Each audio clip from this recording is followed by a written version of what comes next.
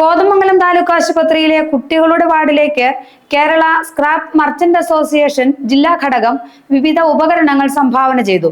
സംഘടനയുടെ സ്ഥാപക ദിനാചരണത്തോടനുബന്ധിച്ചാണ് പദ്ധതി നടപ്പാക്കിയത്.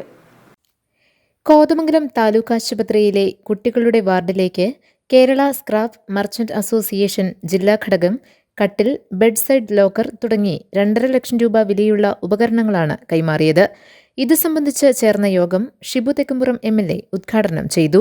മുനിസിപ്പൽ ചെയർപേഴ്സൺ ഭാനുമതി രാജു അധ്യക്ഷത വഹിച്ചു.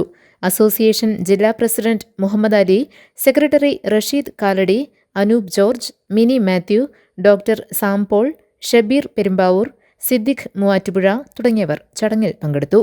20-ാം തീയതി സ്ഥാപക ദിനാഘോഷം വളരെ ഭംഗിയായി നമുക്ക് നടത്താനായി കഴിഞ്ഞു.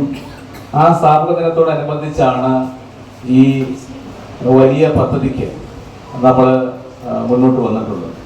ഒരിക്കൽ കൂടി സ്ഥാപക ദിനത്തിൻ്റെ എല്ലാ ആശംസകളും ഞാൻ KSMAക്ക് നേരിടുന്നു.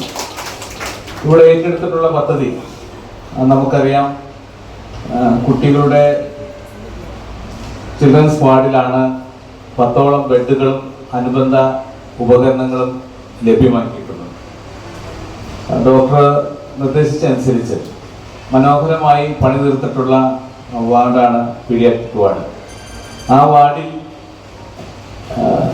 കുറേ ഉപകരണങ്ങളുടെ ആവശ്യകത വന്നപ്പോൾ അത് ഏറ്റെടുത്തുകൊണ്ട് മുന്നോട്ട് വന്നു എന്നുള്ളതാണ് KSMAയുടെ ഏറ്റവും വലിയ പ്രത്യേകത.